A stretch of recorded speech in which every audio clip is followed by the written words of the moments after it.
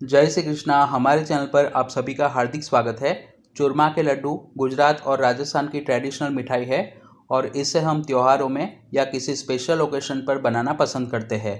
तो आज हम परफेक्ट मेज़रमेंट और टिप्स के साथ गुड़ चूरमा के लड्डू बनाना सीखेंगे और ये काफ़ी हेल्दी और स्वादिष्ट तैयार होते हैं। ये सामग्री आप श्री ठाकुर जी को अनसखड़ी में भोग धर सकते हैं। तो वीडियो को स्किप किए बिना एंड तक अवश्य देखें। रेसिपी पसंद आए तो उसे लाइक करना ना भूलें।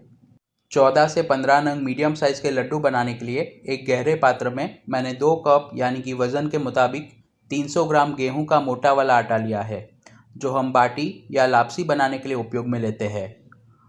लड्डू को ज़्यादा स्वादिष्ट और दानेदार बनाने के लिए उसमें 1/4 कप हम दरदरा पीसा हुआ चने का आटा यानी कि बेसन पधराएंगे और उसके साथ हम 1/4 कप रवा पधराएंगे। अगर आपके पास सूजी हो तो आप उसे मिक्सी जार में पीस कर भी ले सकते हैं और मोटा वाला बेसन ना हो तो आप रेगुलर बेसन का भी उपयोग कर सकते हैं।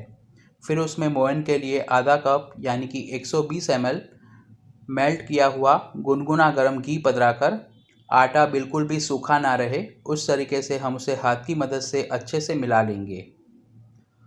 अगर आप मोयन में और मुठिया को तलने में तेल का उपयोग करोगे तो सामग्री सखड़ी हो जाएगी, इसलिए प्रभु को भोग देने के लिए अगर आप ये सामग्री सिद्ध कर रहे हो तो अनसखड़ी में करते वक्त आप केवल घी का ही उपयोग करें।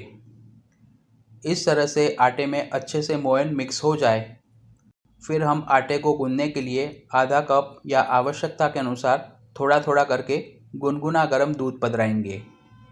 दूध की जगह पर आप जल का भी उपयोग कर सकते हैं, लेकिन दूध पधराने से जो लड्डू की मिठास है वो अधिक आएगी। अगर आपको लड्डू को लंबे समय तक स्टोर करने हैं तो आप जल से भी आटा गूंद सकते हैं। इस तरह से दूध से आटा गूंदे हुए लड्डू हम रूम टेम्परेचर पर करीबन 5 से 6 दिन तक एयर टाइट कंटेनर में स्टोर कर सकते हैं। अब एक कढ़ाई में 1.5 कप घी लेकर उसे लो फ्लेम पर गर्म करें। घी मीडियम गर्म हो जाए तब तक हमने जो आटा गूंद कर रखा था उसमें से मीडियम साइज़ के मुठिया बनाएंगे। जब भी आप चूरमा के लड्डू बनाएं तब आटा अच्छा सा सख्त गूंदें और जो मुठिया है वो भी उंगली की मदद से इम्प्रेशन देकर थोड़े फ्लैट बनाएं, ताकि तलने में समय कम लगे और अंदर से वो अच्छे से पक जाए। सावन मास के सोमवार के दिन हम श्री प्रभु को दाल बाटी और चूरमा की सामग्री भोग धरते हैं। इसके अलावा भी शीतकाल में भी 2 बार खांड चूरमा और 2 बार गुड़ चूरमा की सामग्री प्रभु को नियम से धरी जाती है। हमने जो अभी मेज़रमेंट लिया है उसमें से 9 नंग मुठिया सिद्ध हो गए। घी गर्म हो जाए फिर कढ़ाई में समा सके उतने मुठिया को हम उसमें डीप फ्राई करेंगे। एक बार मुठिया को तलने में करीबन 15 से 17 मिनट का समय लगता है। मुठिया जब तक कच्चे हो तब तक हम उसे पलटेंगे नहीं। वो नीचे की साइड से थोड़े सुनहरे और क्रिस्पी हो जाए फिर चिमटे की मदद से थोड़ी थोड़ी देर बाद पलटते जाएंगे और सभी साइड से वो अच्छे से गोल्डन ब्राउन और क्रिस्पी हो जाए तब तक हम उसे तलेंगे। अगर आपको खांड चूरमा के लड्डू सिद्ध करने हो तो उसका लिंक मैंने ऊपर आई बटन पर और एंड स्क्रीन पर दिया है। 15 मिनट के बाद अब मुठिया अच्छे से गोल्डन ब्राउन और क्रिस्पी हो गए हैं।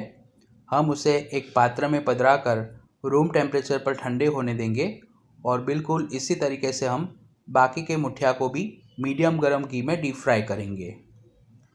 श्री वेद व्यास जी की आज्ञा से जिन्होंने श्रीमद् भागवत जी का लेखन किया था, वैसे प्रथम पूजनीय गणपति देव को भी चूरमा के लड्डू और मोदक की सामग्री अति प्रिय है।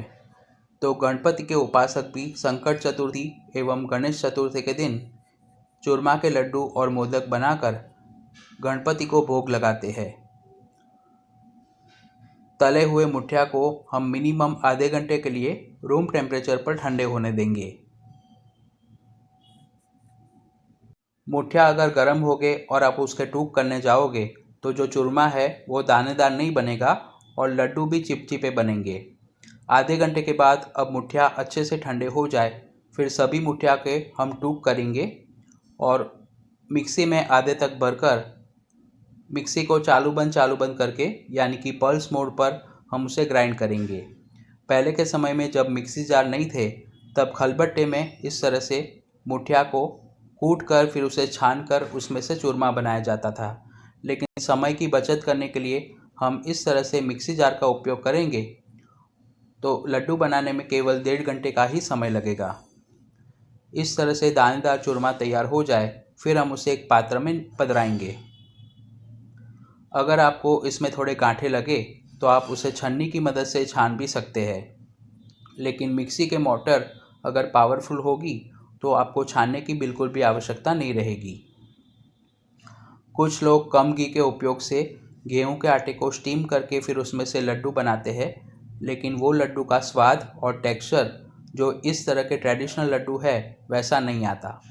इसलिए हमेशा ट्रेडिशनल तरीके से सामग्री सिद्ध करने का आग्रह रखें।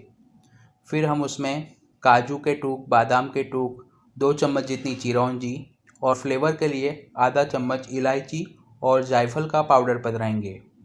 आप इसमें सूखा नारियल, छुआरा, पिस्ता, अखरोट या जो भी सूखा मेवा आपको पसंद हो वो आपकी इच्छा के अनुसार पधरा सकते हैं। अब घी गुड़ का मिश्रण बनाने के लिए कढ़ाई में आधा कप यानी कि 120 ml जितना देसी घी लेकर उसे गर्म करेंगे। हमने जो घी में मुठिया तले थे उसे छान कर भी आप उपयोग में ले सकते हैं। घी मीडियम गर्म हो जाए फिर हम उसमें 1 कप और दूसरा पाव कप यानी कि टोटल 1.25 कप बारीक समारा हुआ या कूटा हुआ गुड़ पधराएंगे और उसे घी के साथ अच्छे से मिक्स करके वो मेल्ट हो जाए तब तक हम उसे कड़छी की मदद से चलाते रहेंगे।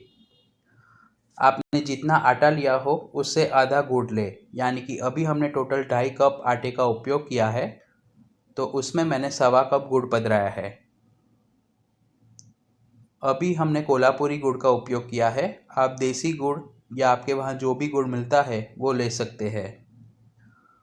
इस तरह से अब गुड़ मेल्ट हो जाए और उसमें से झाग आने लगे फिर गैस बंद करके उसे नीचे उतार लेंगे।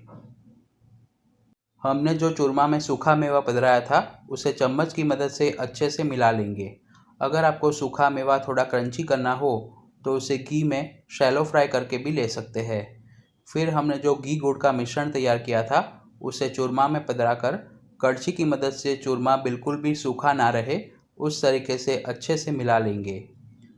शुरुआत में आपको ऐसा लगेगा कि ये जो मिश्रण है वो काफ़ी नरम हो गया है, लेकिन जैसे जैसे गुड़ जमने लगेगा और घी भी उसमें मिक्स होने लगेगा वैसे लड्डू बांधने जैसी कंसिस्टेंसी हो जाएगी। गुजरात के पवित्र यात्रा धाम डाकोर में प्रभु श्री रणछोड़ राय जी को नित्य राजभोग में खांड वाला चूरमा नियम से भोग धरा जाता है। सर्दी के मौसम में आप इस तरह से चूरमा के लड्डू, सुखड़ी और भी गुड़ वाली कई सामग्री प्रभु को भोग धर सकते हैं। अब ये मिश्रण को हम रूम टेम्परेचर पर 20 से 25 मिनट के लिए ठंडा होने देंगे। अगर आपको हाथ से लड्डू ना बनाने हो तो मार्केट में जो लड्डू बनाने के मोल्ड मिलते हैं उसमें मिश्रण को भरकर आप एक जैसी साइज़ के भी लड्डू बांध सकते हैं। इस तरह से थोड़ा मिश्रण हाथ में लेकर हम उसमें से लड्डू बनाएंगे और उसे खसखस में कोट करेंगे। खसखस से कोट किए हैं लड्डू टेस्ट में और दिखने में काफ़ी आकर्षक लगते हैं। पहले के समय में कोई शुभ या अशुभ प्रसंग होता था तब मिठाई में चूरमा के लड्डू, मोहन थाल और इसके अलावा वाल की सब्ज़ी, फूलवड़ी, आलू की सब्ज़ी, देसी चना की सब्ज़ी, दाल चावल और पापड़ ये मेनू फिक्स होता था। लेकिन अभी के समय में लोग ज़्यादा दिखावा करने के लिए विविध मॉडर्न डिशेस रखते हैं, लेकिन जो देसी भोजन करने का मज़ा आता है, जो आनंद मिलता है वो अभी के मॉडर्न और फैंसी फूड में नहीं मिलता है। मेरी हिंदी थोड़ी कमज़ोर है इसलिए अगर कोई मिस्टेक हो तो मुझे माफ़ करें। इस तरह से सभी लड्डू को हम खसखस में कोट करके एक प्लेट में रखेंगे और उसे 1 से 2 घंटे तक अच्छे से सेट होने देंगे। फिर हम इसे एयर टाइट कंटेनर में भरकर 5 से 6 दिन तक रूम टेम्परेचर पर स्टोर कर सकते हैं। तो आप भी श्री प्रभु को भोग धरने के लिए सामग्री घर पर अवश्य सिद्ध करें। वीडियो पसंद आया हो तो उसे लाइक और शेयर करना ना भूलें और चैनल पर अगर आप पहली बार आए हो तो उसे सब्सक्राइब करके बेल आइकॉन पर क्लिक करें। Thanks for watching this video.